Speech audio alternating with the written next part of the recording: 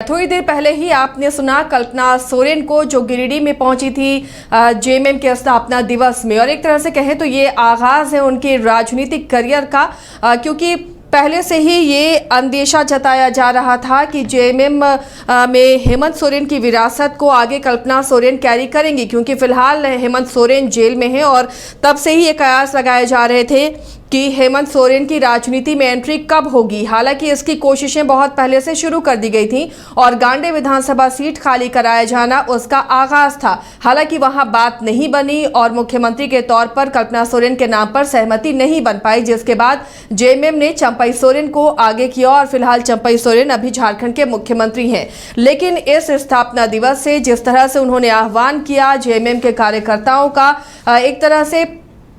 अब राजनीतिक करियर की उनकी शुरुआत हो गई, या यूं कहें कि अब जब हेमंत सोरेन जेल में हैं तो उनकी विरासत को आगे बढ़ाने का जिम्मा कल्पना सोरेन उठाती हुई नजर आ रही हैं। हमारे साथ करिश्मा जुड़ी हुई हैं सहयोगी, उनसे जानते हैं। करिश्मा, क्या माना जाए आज का जो ये भाषण आपने सुना, जिस तेवर के साथ कल्पना सोरेन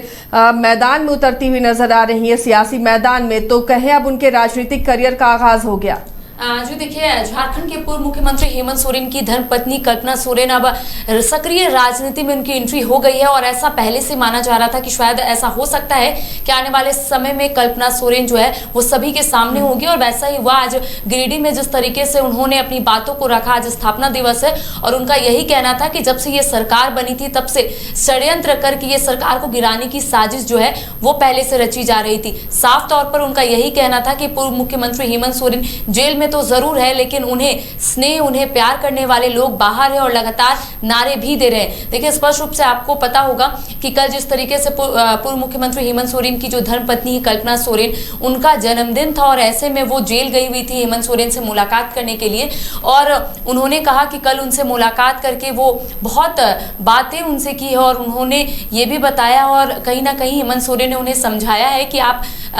लोगों के सामने जाइए, लोगों से बातचीत कीजिए, और कहीं ना कहीं जिस तरीके से मैसेज जो है इससे पहले भी हेमंत सोरेन देते हुए नजर आ रहे थे, अब कहीं ना कहीं कल्पना सोरेन जो है अब फ्रंट पर आ चुकी है और अपनी बात को रख रही है। करिश्मा, इनके भाषण में दो बातें, एक तो वो बोलते बोलते भावुक हो गई और उन्होंने तेवर भी दिखाया कि क्या जब मेरे मन में आग लगी हुई है तो क्या आपके मन में आग नहीं लगी। उन्होंने आह्वान किया वहां मौजूद लोगों से। और दूसरी बात, जब प्रधानमंत्री धनबाद दौरे पर आए थे उन्होंने ये भी कहा था कि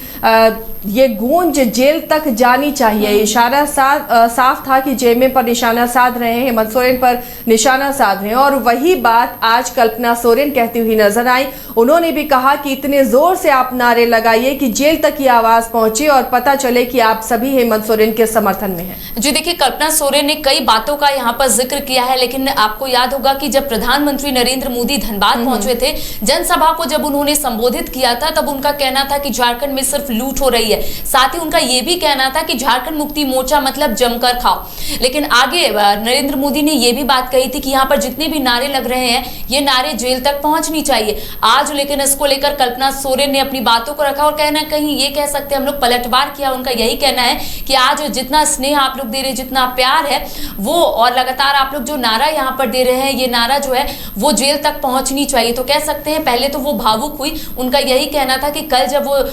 जन्मदिन था उनका और जब वो शिबू सोरेन के साथ उनकी धर्मपत्नी से मुलाकात की, यानी कि उनके सास ससुर से मुलाकात की, तब उनका कहना है कि मैं उनके सामने नहीं रोना चाहती थी लेकिन मैं रोई। और आज उनका यही कहना था कि मैं आप लोगों के सामने आई थी ये सोचकर कि आज सिर्फ आप लोगों के सामने अपनी बातों को रखूंगी, लेकिन आज मुझे रोना पड़ा और मैं नहीं चाहती थी आप लोगों के समक्ष मैं रोऊं। लेकिन अब उनका कहना है, और अचानक से उन्होंने ये कहा कि मुझे पता है कि आप लोग हेमंत सोरेन को उतना ही प्यार करते हैं और आप लोगों को पता है कि हेमंत सोरेन ने कुछ नहीं किया। इसके साथ ही उन्होंने ये भी कहा कि आखिर हेमंत सोरेन की गलती कहाँ थी, आखिर उन्होंने क्या अपराध किया था। फिर उसके बाद उन्होंने गिनवाना शुरू किया कि क्या हेमंत सोरेन का ये अपराध था कि वो आदिवासियों के हक और अधिकार के लिए लड़ते थे, क्या हेमंत सोरेन का ये अपराध था कि वो सरना आदिवासी धर्म कोड की बात करते थे, क्या हेमंत सोरेन का ये अपराध था कि वो 27% ओबीसी आरक्षण की मांग कर रहे थे, और आखिरकार उनका ये भी कहना था कि क्या हेमंत सोरेन का ये अपराध था कि वो 1932 खतियान के आधार पर स्थानीय नीति की मांग कर रहे थे। तो कह सकते हैं कि उन्होंने तमाम बातों का जिक्र किया और उनका यही कहना है कि क्या हेमंत सोरेन का ये अपराध था, और अगर अपराध को इस तरीके से लिया जा रहा है और आज अगर वो जेल में बंद है तो सभी लोगों को पता है कि आखिर वो सभी वर्ग के लिए क्या किए। तो कह सकते हैं कि आज कल्पना सोरेन ने जिस तरीके से अपनी बातों को रखा है और कहीं ना कहीं ये बताने और समझाने की उन्होंने कोशिश की है कि हेमंत सोरेन गलत नहीं है, षड्यंत्र के तहत उन्हें फंसाया जा रहा है। इसके साथ ही उनका यह भी कहना था कि दिल्ली में बैठे हुए लोग तो जरूर कुछ सोच रहे थे, जरूर षड्यंत्र रचा रहे थे, लेकिन उन्होंने ये कहा कि दिल्ली वाले लोगों के मन में दिल नहीं है, दिल्ली वाले लोग जो है वो सिर्फ षड्यंत्र कर सकते। साथ ही उन्होंने डायरेक्टली इनडायरेक्टली ये कहा कि भारतीय जनता पार्टी तब से सरकार को परेशान कर रही है। उन्होंने कहा कि 2019 में हेमंत सोरेन की अगुवाई में ये सरकार बनी, उनके नेतृत्व में ये सरकार बनी, तब से सिर्फ विपक्ष यानी कि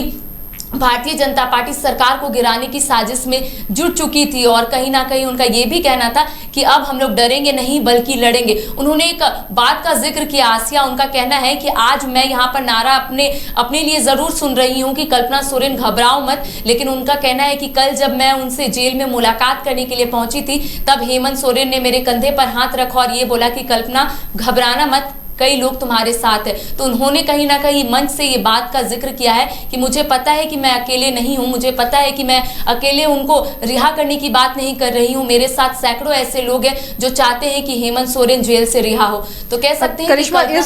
इस भाषण में एक सधी हुई राजनीतिक शुरुआत कल्पना सोरेन की कह सकते हैं, इमोशनल भी वो हुई। और दूसरी बात जो एक अब चूंकि लोकसभा चुनाव है और जो वोटर हैं जेएमएम के या महागठबंधन के, आदिवासियों का उन्होंने आह्वान किया, उन्होंने अल्पसंख्यकों का भी जिक्र किया और कहा कि आदिवासी और अल्पसंख्यकों को ये लोग कुचलना चाहते हैं, चींटी समझते हैं। तो एक चुनावी भाषण की तरह कल्पना सोरेन यहाँ पर संबोधित करती हुई लोगों को नजर आई। तो ये माना जाए जो आने वाला लोकसभा चुनाव है, कल्पना सोरेन ऐसी कई चुनावी सभाएं अब आगे करेंगी।